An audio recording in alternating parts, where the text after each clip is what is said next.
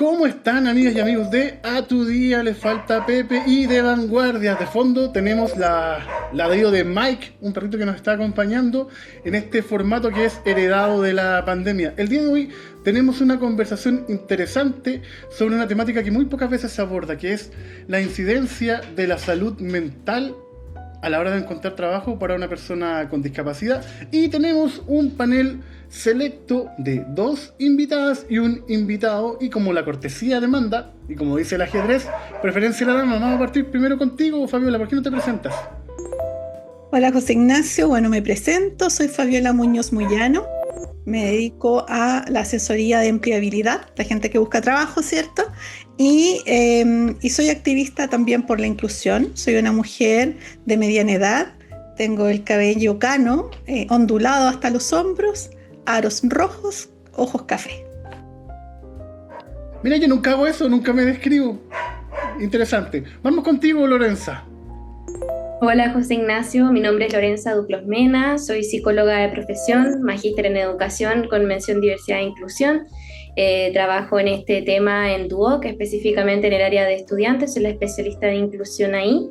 Y justamente también este año nuestro foco es el tema de empleabilidad, así que también hablar de esto nos viene como anillo al dedo. Siguiendo la línea de Fabiola, yo soy una mujer joven, de pelo castaño, ando con unos aros de argolla y eso. Y estamos también con Jorge. ¿Qué tal, Jorge? ¿Por qué no te presentas? También psicólogo.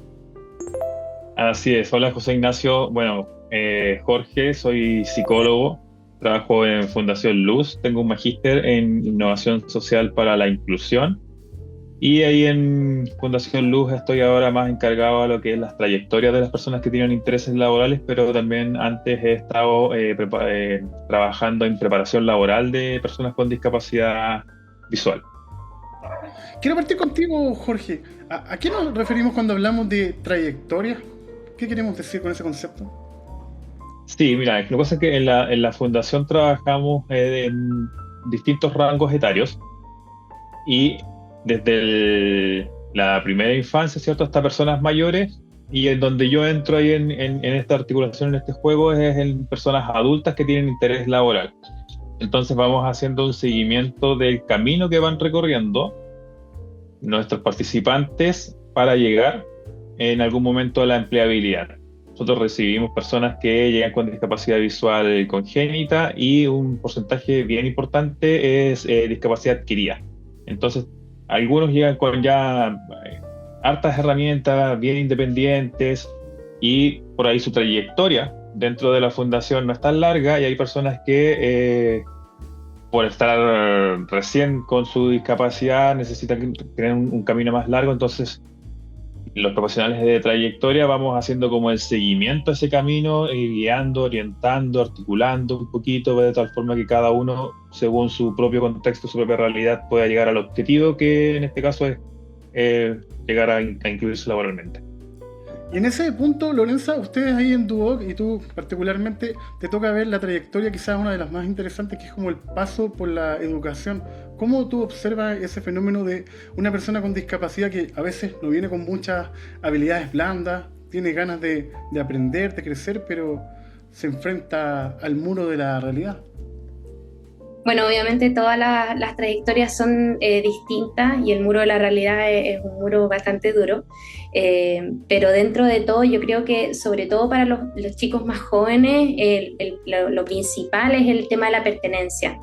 Que es en el fondo encontrar un lugar en donde ellos pueden pertenecer, encontrar un ecosistema en donde hay otros chicos como ellos, donde pueden generar vínculos, actividades, y generar un sentido de propósito, ¿no?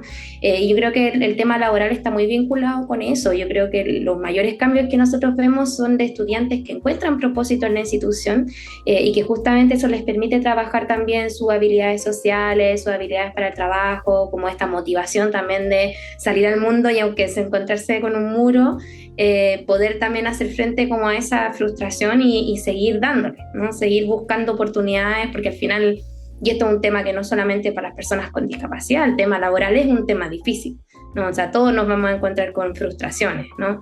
Entonces, cómo lidiar con eso tiene mucho que ver también con cómo tú tienes una comunidad que te sostiene. Y en ese punto, Fabiola, a ti te toca como una triple o cuádruple dificultad. Primero porque eres mujer, segundo porque eres una persona autista, tercero porque eres mamá, y cuarto porque también tienes altas capacidades. Entonces, ¿cómo se enfrenta a ese fenómeno? Yo creo que tú, de los que estás acá junto conmigo, puedes ser como la que más vive esto de cómo incluirse laboralmente a través de la discapacidad. Así es, lo vivo en primera persona y como madre de un hijo autista también, así es que ha sido un gran desafío y yo creo que a lo que me dedico hoy día tiene mucha relación con eso.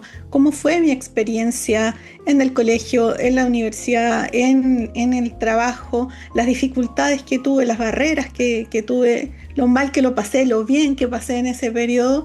Y yo decidí que tenía que acompañar a personas que buscaran trabajo. Yo acompaño a personas profesionales con o sin discapacidad para la búsqueda de empleo y también voy sensibilizando a las organizaciones principalmente sobre las neurodivergencias. Entonces para mí es súper importante acompañar a estas personas. Principalmente he tenido que asesorar a personas autistas o con altas capacidades y algunas con alguna otra discapacidad, en explicarles cómo funciona un proceso de selección, en explicarles también el no tener miedo a decir cuáles son tus necesidades de apoyo para poder hacer tu trabajo, cómo mostrar su oferta de valor que no sea contrátame porque tengo una discapacidad, sino que contrátame porque tengo esto que te puedo entregar. Y yo creo que eso es lo que más les puede ayudar para poder aumentar las posibilidades de trabajar en una organización. Y ahí, Lorenza, ¿cómo le vamos dando valor a este estudiante que siente que viene mermado por la naturaleza o por lo que fuere, para que sea visto como un sujeto de valor y productivo? Bueno, un tema bien complejo, José Ignacio, porque es difícil dar valor cuando tenés una sociedad que muchas veces te lo quita, ¿no? Pero zanjado como esa primera barrera, lo que nosotros hacemos, bueno, es harto el trabajo de las competencias, sobre todo para identificar cuáles están siendo las principales barreras y poder abordarlas antes de que se vuelvan un problema relevante. Y el año pasado también empezamos con esta jornada que, bueno, te invitamos, ¿cierto? Que tiene justamente como objetivo ya visibilizar trayectorias de personas con discapacidad en el mundo laboral. Yo creo que también hay un tema de que a veces cuando tienes discapacidad puedes no ver el futuro como, o las personas piensan que una persona con discapacidad no trabaja, ¿no? Como que hay un poco como esa sensación de que la condición de posibilidad de persona discapacitada trabajando es como bien difícil de ver, ¿no? Entonces visualizar eso, dar referentes, mostrar experiencias como la tuya o como la de otros expositores que estuvieron ese día, también son experiencias que justamente ayudan a generar esta noción del valor intrínseco más que como del valor económico capital. Claro, es volver a la idea del sujeto productivo, contar a la gente que a mí el año pasado me invitaron a participar de esto del Paedis, donde hubo un cóctel increíble, donde lo mejor fue que todo el mundo pudo consumir algo. Ves que me toca ir a un cóctel, nunca me logro guiar con nada, entonces ese día tomé cafecito, comí pasteles, saqué varios contactos, así que lo pasé muy bien, fue una linda instancia. Jorge, pero tú, de tu mirada como psicólogo, como alguien que lleva años trabajando en esta materia, ¿cuál crees que es la principal barrera? ¿Está en la persona con discapacidad, en este caso discapacidad visual? ¿Está en el entorno? ¿Está en todo o no está en nada? Mira, hay siempre responsabilidades compartidas. Ahora, si tú me preguntas por la principal, la verdad es que quizás es muy redundante para las personas que estamos como involucradas en el mundo de la discapacidad, pero sabemos que hay muy poquita educación social en realidad, o sea, en relación a la discapacidad, y esa es sin duda una brecha gigantesca, porque finalmente nos encontramos con personas que tienen competencias, si nos dirigimos netamente a lo laboral, con competencias muy relevantes en distintos ámbitos, pero carecen de oportunidades. Carecen de oportunidades porque lo común y lo cotidiano es que se piensa que no pueden hacer el trabajo. Y si nos referimos directamente a la persona con discapacidad visual, pucha, más todavía, porque hoy día el mundo es tecnológico. Y el primer cuestionamiento que surge es como una persona ciega, como una persona que ve muy poquito, que apenas ve, ocupando el lenguaje cierto más cotidiano, va a poder hacer esta pega. ¿Cómo le voy a mandar un correo? ¿Cómo me va a hacer un documento? Cosas que nosotros, claro, que estamos más involucrados, sabemos que se puede hacer perfectamente, pero las empresas no quieren correr ese riesgo, comillas, hice el símbolo de comillas, no quieren correr ese riesgo porque van a pensar que es poco productivo y todos los sesgos que más o menos uno ya sabe. Entonces, muchas veces las personas también tienen responsabilidad, claramente, ¿cierto? Pero si nos vamos como a una cuestión principal, por cierto que es la carencia de educación inclusiva en todos los aspectos, en todas las líneas, en todas las áreas, pero en lo laboral con muchísima fuerza. Pero ahí, Fabiola, ¿no crees tú también que de parte del activismo está un problema? Porque siempre vemos la inclusión laboral como algo de responsabilidad social, pero la empresa quiere ganar dinero, ¿no? ¿No será que también ese es un tema ahí? Porque ¿por qué yo tendría que darle trabajo a alguien que yo quizás siento que no está capacitado por simplemente seguir esta idea de la, comillas, responsabilidad social? Sí, yo creo que eso es importante poder visibilizarlo en distintas instancias, porque si tú hablas de inclusión y discapacidad solo entre personas que tienen de inclusión y discapacidad, no se avanza mucho. Si tú hablas de inclusión y discapacidad solo en las personas que se dedican a trabajar en esto, en las organizaciones, tampoco se mueve mucho más la aguja. Entonces, tú tienes que extender esta conversación. Es lo que, bueno, yo hoy día estaba con una charla en una empresa precisamente sobre autismo en el ámbito laboral, y yo les mencionaba eso, que agradecía la oportunidad de poder estar ahí, por poder hablar con personas de 3 países distintos y contarles en primera persona lo que significa tener un trabajo, los dolores y las alegrías de vivir esa experiencia, y también la importancia de considerar la riqueza de la diversidad.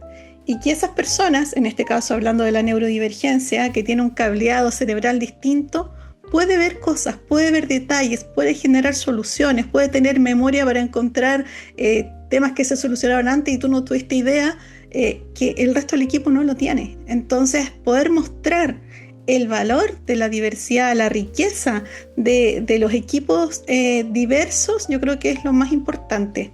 Más allá de que, por favor, danos trabajo, sino que fíjate que tú vas a ganar también en clima laboral, en productividad, y por qué no, también cómo te ve la sociedad respecto de tu responsabilidad social. Y ahí, Lorenza, ¿cómo lo observas tú este fenómeno? Porque yo, por ejemplo, cuando era estudiante y estaba por terminar la universidad, lo mío era solo angustia. Mis compañeros solo pensaban dónde iban a trabajar, yo pensaba si iba a poder trabajar. ¿Cómo lo observas tú ahí? ¿Cómo se apoya a este estudiante que sabe que la tiene muy difícil? Es un tema complejo porque también muchos estudiantes, o sea, el 60% de los estudiantes que participan en nuestro programa están dentro del espectro autista, que ya sabemos que pueden tener dificultades como en la comunicación y en el fondo manifestar, por ejemplo, justamente estas inquietudes o estas angustias o estos deseos. Entonces, muchas veces también llegamos tarde porque en el fondo hay obviamente una carencia del sistema interna, externa, entre el estudiante, entre los coordinadores, entre las sedes, ¿cierto? Entre también cómo están los protocolos para poder detectar a tiempo, por ejemplo, que un estudiante no está encontrando un centro de práctica, ¿cierto? Entonces ahí justamente lo que nosotros estamos intentando fortalecer son esas alertas, esas alarmas, y trabajar estrategias conjuntas con las distintas unidades para poder hacer frente a esto. Ahora, frente a la angustia, es poco lo que uno puede hacer como institucionalmente, porque ahí, como dice la Fabiola, hay un tema que es bien cultural, ¿no? Hay un tema que tiene que ver también con cómo nosotros pensamos en la inclusión y cómo nosotros pensamos como en el rol que van a cumplir estas personas en el contexto laboral, y cómo informamos y educamos a las empresas para decir, mira, en realidad esta adecuación, que es mínima, te va a traer o te puede tributar todos estos beneficios que quizás no estáis viendo, ¿no?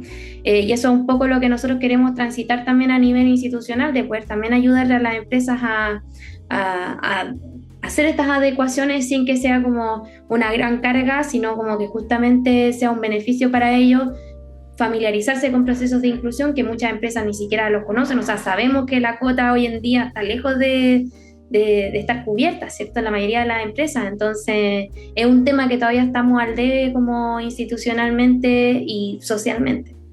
Y desde la disciplina de usted, le pregunto a ambos, la psicología, ¿cómo aborda esto? Porque yo me acuerdo cuando yo iba a la universidad, yo quise estudiar psicología, y un profe, a quien voy a estar eternamente agradecido, me dijo, no, ¿cómo voy a ser psicólogo? No voy a poder aplicar el test de Rorschach. Y dije, oh, sí, pues en realidad. Y gracias a eso soy periodista.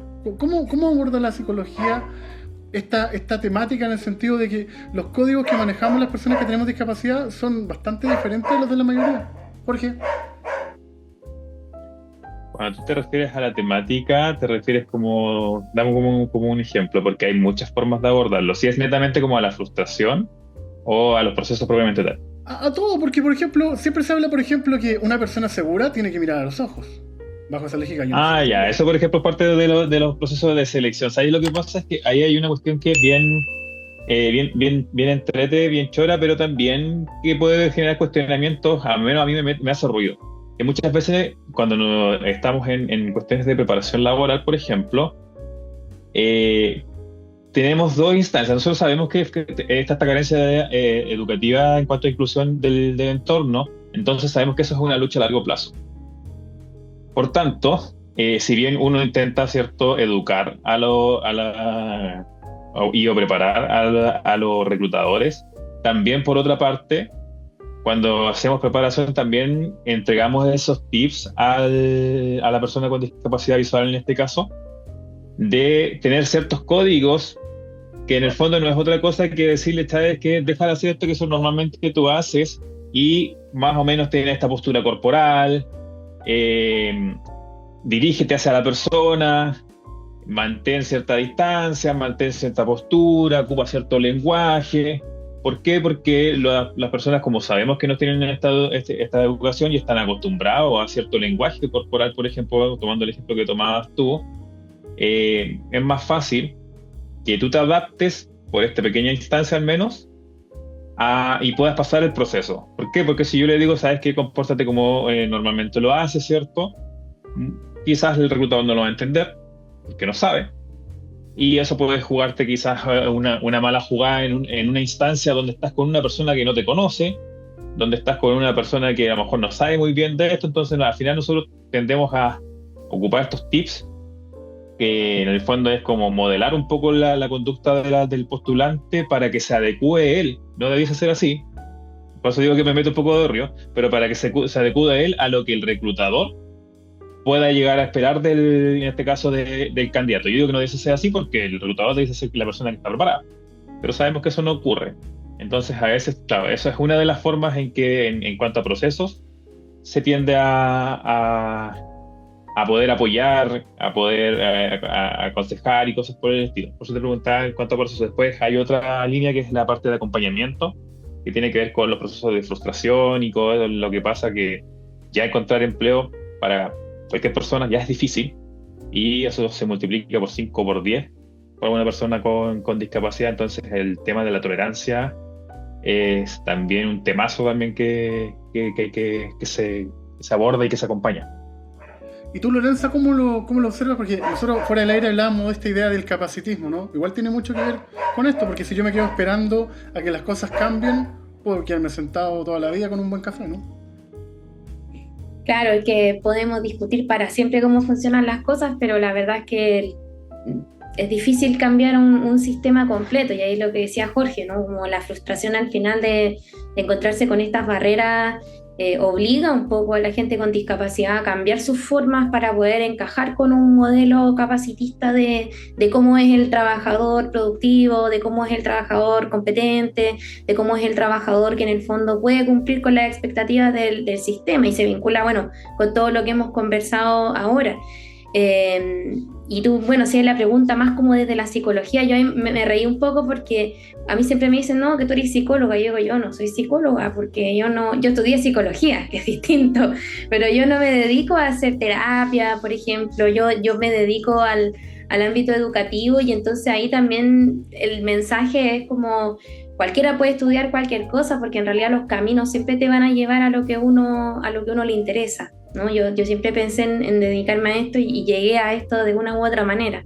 Entonces, y eso también aplica para las personas con discapacidad. Yo creo que también ahí el tema de va a sonar odio esta palabra, pero ustedes me entenderán, el tema de la resiliencia, ¿no? Como en el fondo es una palabra súper capacitista, porque habla de que en el fondo uno tiene que como sobrellevar todos los problemas y saber resistir a la injusticia y todo eso, pero al final la gente con discapacidad que yo veo que son los que logran, como entre comillas, sus sueños, son las personas que pueden hacer frente a la adversidad porque saben que en el fondo el sistema es injusto, pero que ellos pueden darle vuelta a la mano y que ellos tienen como el coraje para seguir intentándolo, porque al final es eso, tiene mucho que ver como con un coraje interno de decir, bueno, esto no me lo va a ganar, ¿no?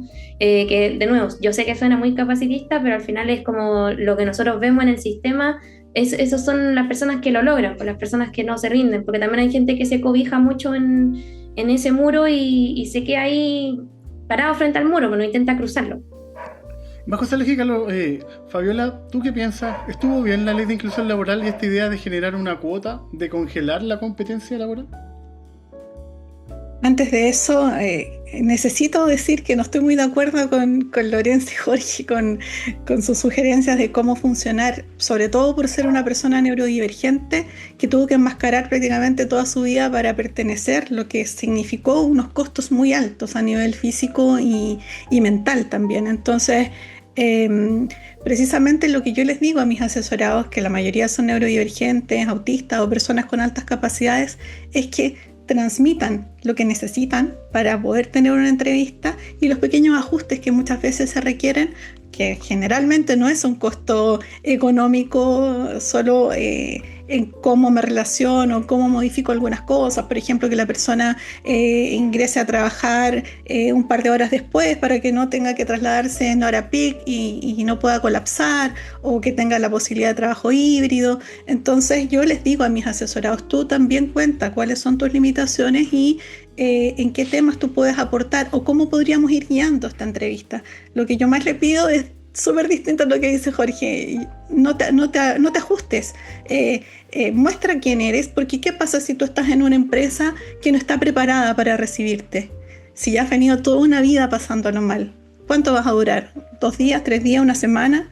Entonces el trabajo no viene porque yo, persona con discapacidad, me ajusto, sino que por el trabajo que estamos realizando dentro de las organizaciones, por la voluntad que hay, sobre todo de los gerentes, líderes, que son los que tienen que ser sponsor de todo este cambio cultural, para que esa persona tenga una entrevista con equidad, no igual que las otras, no ajustándose, con equidad, y cuando ingresa a un equipo de trabajo, ese equipo de trabajo ya esté sensibilizado y entienda cómo debiera generar, digamos, la dinámica dentro de la oficina, y entender que si no te piden ayuda no la entreguís, y si podéis preguntar si la necesitan hacerlo, por ejemplo. Yo creo que eso es súper importante. Respecto a lo de la ley, si bien hoy día tenemos un alto porcentaje, 9 años me parece que ya llevamos de la ley de inclusión laboral, o estamos cumpliendo los 9 años, igual ha servido, igual ha permitido que personas que antes no tuvieron ninguna posibilidad de emplearse, hoy día la tengan, que existan esas oportunidades, que existan portales que se dediquen a esto, que existan organizaciones que hacen la intermediación, y todo eso surgió a través de la ley. Por supuesto que no es perfecta, y ojalá que fuera mucho más del 1%, que sea el 5%, que es en Brasil, por ejemplo. Pero estamos avanzando, y yo creo que cada uno de nosotros, de los que está acá, por algo está acá, por algo tiene esta misión, y por algo está hablando de esto, porque necesitamos que más empresas entiendan que existe una riqueza en esto. Bueno, y Lorenza, yo tampoco soy psicóloga, soy ingeniera en finanzas, así que imagínate, en un mundo completamente distinto, pero amando lo que hago. Yo también, pues yo soy periodista y me las dedico a ser consultor. ¿Viste? Estamos haciendo todas cosas distintas a lo que hacemos. Para ir terminando esta conversación, Jorge, si tú tuvieras que darle un consejo a una persona que está buscando empleo, a una familia que está apoyando a una persona con discapacidad que está buscando empleo, ¿qué le dirías? Uy, qué pregunta. Mira, yo creo que lo principal es probar, intentar y prepararse, ¿cierto? Estamos pensando, bueno, es variable porque los consejos van a depender también, obviamente, de las competencias de la persona, de qué tan preparada está. Yo lo llevo muy lo que prefiero, lo llevo muy al contexto en el que me encuentro hoy día. Entonces yo me encuentro justamente trabajando con muchas personas que están en ese proceso de irse preparando para eventualmente encontrar la empleabilidad. Es También educarse en respecto a lo que refiere la ley, porque muchas veces desde las propias personas con discapacidad hay mucho desconocimiento de la ley y desaprovechan los espacios, que no son tantos, pero que existen, y los desaprovechan mucho, y ahí también se pierden muchas oportunidades. Yo creo que ese es un buen consejo para partir, que es que las personas con discapacidad nos hagamos cargo y también nos preparemos en cuanto a cuáles son los derechos que tenemos, a los que podemos acceder en entornos laborales y en contextos laborales, también a los que podemos acceder. A mí me pasa que con los participantes, con los usuarios con los que nosotros trabajamos, muchos no saben que el, comillas, cierto sitio oficial donde tienen que buscar o pueden buscar o donde se tienen que publicar las ofertas inclusivas es en la Bolsa Nacional del Empleo. Entonces ni siquiera saben que existen. Y también hay un poco por desconocimiento, tampoco saben muy bien cómo funciona la ley. Entonces creo que ese puede ser como un consejo básico, inicial, para alguien que está como en esa búsqueda, como instruirse en esa área y aprovechar los no tantos espacios que existen.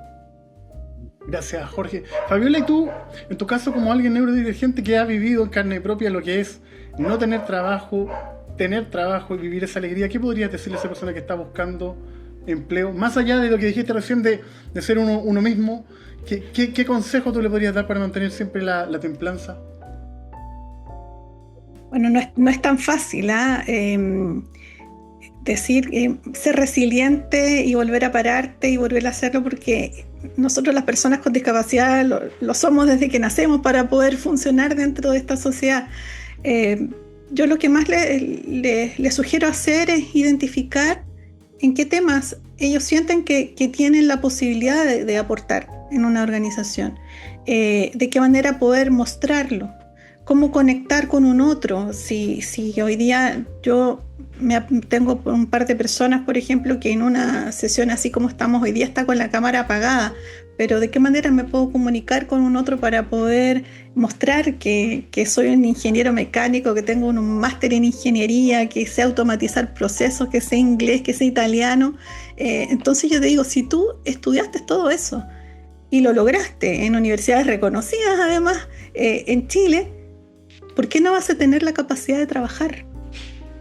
¿Te fijas? Entonces, un poco mostrarles eso, mostrarles que el hecho de haber terminado el colegio o haber tenido la oportunidad o la posibilidad, como en el caso mío también, de tener educación superior, es en esto. O sea, si logré esto, también tengo que hacer lo posible por mostrar todas estas herramientas que tengo y todo este conocimiento, toda esta intención de poder ser un aporte que además me va a ayudar a ser autónomo. Entonces yo creo que es el trabajo más importante que uno tiene que hacer cuando habla con otras personas que hoy día están sin trabajo y están buscando.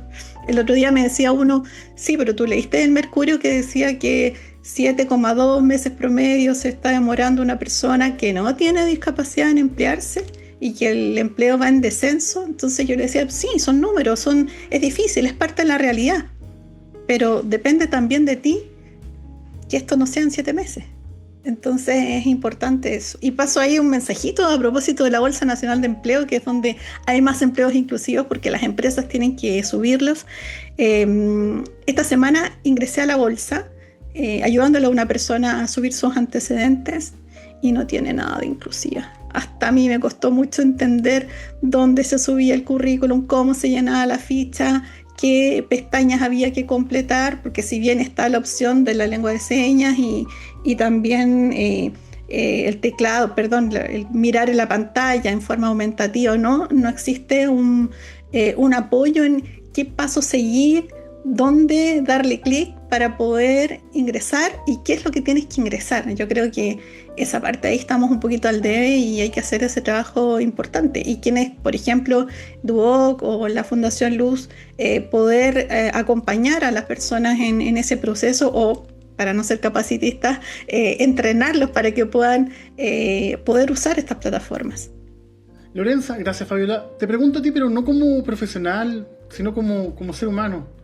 ¿Cuál crees tú que debiera ser el consejo que tú le podrías dar a ese estudiante que tiene mucho miedo de poder ejercer el día de mañana? ¿Cómo poder calibrar esas conexiones que puede hacer con otros compañeros que son finalmente lo que le va a impulsar a poder trabajar? ¿Qué le podrías decir tú? Yo creo que va un poco en ese camino mi respuesta, no estar, o sea, es fácil decir no estar solo, pero buscar apoyo, buscar comunidad. Yo creo que también hoy en día vivimos en un mundo muy individualista, en donde se piensa que todos nos tenemos que rascar solo, cuando no es así, ¿no? O sea, existe gente que te puede apoyar, existe gente que está en la misma que tú, existe gente que en el fondo te soporta, ¿no? O sea, nosotros vivimos en comunidad, necesitamos de los otros, necesitamos el cuidado, necesitamos la compañía, necesitamos poder hablar de nuestras cosas. Entonces, yo creo que si de algo sirve, es justamente buscar espacios en donde puedan ser ellos mismos con otras personas, donde sean personas que aporten, ¿cierto? Que se levanten los unos a los otros, y se inspiren. Yo creo que también ahí es importante recordar que no estamos solos y que la vinculación es parte de cómo nosotros avanzamos individualmente, pero también como sociedad. Exactamente, nosotros vinimos a ser felices en este mundo. Les quería dar las gracias a los tres por haberse conectado el día de hoy en un horario súper complejo, y a ustedes que están en sus casas, recordarles que si nos están siguiendo por la Cámara de Diputados, nos pueden visitar en nuestro sitio www.radiocámara.cl, en las diferentes plataformas digitales, y si nos siguen por YouTube, en el canal El José la hizo, continuando con este sueño. Yo soy José Ignacio Cuadra, les doy las gracias. Muchas gracias, Fabiola. Muchas gracias, Jorge. Lorenzo. Chao. Gracias, José, que estén muy bien todos. Chao, chao. Gracias, saludos a todos.